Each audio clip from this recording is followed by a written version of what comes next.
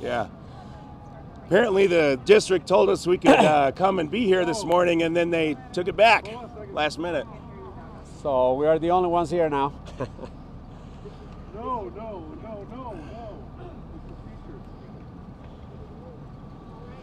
Sorry, who are you? Who do you represent? Sure, my name is Henry Roman. I'm the DCTA president. And my name is Rob Gould. I am the lead negotiator for the DCTA bargaining team. Sure, my name is Henry is Henry. Last name Roman is Roman. And Rob, R-O-B, Gould, G-O-U-L-D.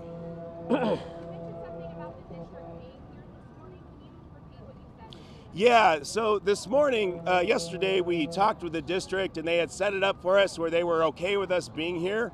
But then when we got here this morning, they wouldn't let us come onto the grounds. Yep. So basically they're saying they were getting ready to hijack our press conference. What do you want people to know this morning? You know, we're walking this morning for our students, for our profession, and we just want to make sure that we immensely appreciate the support from our parents and the community and our educators.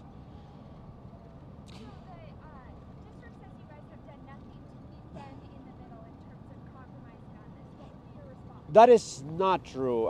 If you were following negotiations on Friday, we met for like more than 4 hours to discuss professional development.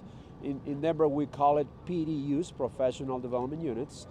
And it seemed like the conversation was going somewhere. We could wrap that up and get that finished off the table. And then on Saturday, we discussed again another 3 hours, only to get a counter proposal from DPS that eliminated the concept of professional development units. So to us, that was a waste of time, really. How about in terms of the money? You know, you guys are sticking with the $8 million more that you want. Is there a way that you guys would ever come down a little on that, or are you going to stick with that? You know, we're looking for a fair and reliable pay system that actually retains teachers in Denver. We've had a 20% turnover rate year after year. The district, you know, they've been doubling down on these bonuses that are unreliable, and you know, and they haven't supported student needs. And so that's what we're looking for. We're looking for a pay structure that supports all those things. That's competitive with other districts. As you know, preschool is closed and it's 5,000 students today. That's potentially 5,000 parents that do not have alternate childcare and do not go to work. What would you say to these parents today? Well, basically, my understanding is that Denver Public Schools is going to keep the schools open, but they're going to have breakfast and lunch for the students. The question stands. I mean, it's not somewhere you can put your child today, and that's going to really disrupt life for thousands of families in the Denver area. Yeah, and you know, we're hoping for a quick solution to this whole thing. Unfortunately, you know, after 15 months of bargaining, the district they have been unable to listen, and they have been unwilling to listen. And so we're hoping that they come to the table tomorrow ready to listen, so we can get back to work, because our teachers want to be in their classrooms with their kids. Why wait till tomorrow to go to the negotiating table? Why not go back today? We really need a cooling off period for both sides to come to the table with proposals that really benefit you know, everybody, as educators, as students, parents. You know, on Friday, Saturday, we thought we were making progress, but then when they finally brought that proposal that clearly had been written previously, you know, it just felt like we were going around and around and around in circles, like there was no end to this. And so we felt like we had to use our last tool in our tool chest to really get them to listen. Realistically, how long do you guys think that strike will go on for? Well, it's really hard to tell, but what I can say is we're really committed to bargaining and to reach a deal as soon as we can. At this point, we know thousands of teachers have called out today. What do the rest of your days look like? What will you be doing during that time? Well, we're starting here this morning. All the teachers are starting at their individual schools, and then we'll be going to some different locations throughout the day and finishing up the day at the Capitol. so far. Do you expect that number to go up a lot? And like, what kind of is the estimate for teachers going on strike? So are you referring to the 2,100? Actually, they hadn't called in, the district called them in, so it's hard to say exactly what the number is because you know, some of the schools did that for their teachers and some didn't. What would be the point of that? Why would they call in out? Good question. I could, you know, I could guess, but I imagine to secure more substitutes. There are a number of DPS students who have been told by their teachers not to make it easy on the substitutes and the staffing members. We don't know of any. Yeah, we don't know of any teachers no. that have done that. My children were all told that by their teachers at a couple of different DPS schools, and there are other people on Facebook who have said their children have been told the exact same thing. Do you have concerns about disruptions happening in the schools with teacher-sanctioned disruptions by students? You know, last night I sat down with my two kids. My two kids go to Denver Public Schools, and we had a long talk about what it means to be respectful in the classroom. And, you know, we think that the majority of teachers have done that with their students as well. And, you know, and we don't think that that's going to be an issue. Do you have a time yet for Tuesday? When you're No, Not yet. I Not think yet. We're shooting for early in the day. Yeah. Because we think it's going to be a long session. You talked about this as the last school year to relax. How does this change the dynamic? What does this change? Definitely, there is more public pressure, and our hope is that the district will come to the table with a proposal that benefits our students. And we think it's important that DPS sees and knows and understands what it's like not to have teachers in the classroom every day, because they need us. They need our labor. They need our minds. They need our talents to really make it happen for kids. I know the union is against how the money is distributed in bonuses rather than in base pay, but the school district says that the bonuses are to incentivize to a large extent teachers to go to less after-school schools. What's wrong with that? Bonuses have really proven to be ineffective, and our students are paying the price of these experiments.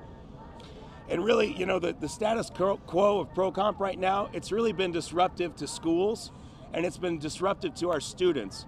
And so, you know, with those unreliable bonuses that you can't count on from year to year, teachers are leaving to go to other places. They can go to surrounding districts, and they can make anywhere from $7,000 to $13,000 more just in base salary. So why would they stick around for something that they can't count on when they could go somewhere else? Shouldn't you get a bonus for working less after school? Obviously, as you know, conditions are tough for them. You know, we do have some of those built into our Title I incentive, and we've already agreed to a lot of those components. And so what DPS is doing is it's not enough just for one. They want to continue to build up and rob Peter to pay Paul. And what we want to do is we want to pay Peter and Paul. The district says that it showed up for negotiations yesterday with the union. Just why not? Yeah, again, it's the cooling off period we need to really gather our thoughts and be very thoughtful about the proposals we all bring to the table. Neither side seems to be willing to budge on a high priority incentives. I mean, really firm lines have been drawn. How are you going to bridge that? You know, we're going to continue to talk. We're going to continue to work towards it. But, you know, the district has to realize that these bonuses have not been working to keep our teachers in those classrooms. We've tried to work with the district on other ways to get teachers to stay.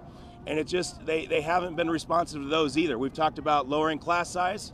We've talked about increasing mental health supports. And we did that all through 2017 in our master agreement. And the district said no. And so we're hoping that we can continue those conversations about what really does support and help students to stay in those, or to help teachers to stay in those schools. Yeah. Optics here, I mean, the district says, look, your average salaries are going to go up by more than 10% next year to $61,000, and you're going on strike anyway. That can't look good for teachers, can it? Even with our current proposal, we're middle of the pack. We already have some other districts starting at 50,000 right now. And even with our current proposal, 2 years from now, we will barely get to 49. So what we're asking is very reasonable. DPS has a large budget of more than $1 billion, and what we're asking is for a fraction of a percentage to close that gap. They say you'd be second best paid, second only to Gould. Oh no, not true. No. You got Westminster, Boulder, Cherry Creek that are doing significantly better. You know, I think an interesting thing about Westminster is their administration actually came to them with that proposal. Yep. They didn't have to fight for 15 months to get that $50,000 starting salary. Everybody knew it was a smart thing to do, and they did it. So the district says it would cost them about $400,000 a day for you guys to be on strike. Are you worried that then there's going to be less money on the table to work with when you guys finally come back to the negotiating table trying to figure this out? You know, Yeah, I go back again. DPS has a large beginning balance. That's part of their budget, twice as much as they need on reserves. We're talking about one-time money, and I think they have ways to manage that cost. But they don't have to. They can simply come to the table prepared to bargain and get a settlement. Can you gentlemen state your names again, please, for my police and tape? Sure, Henry Roman.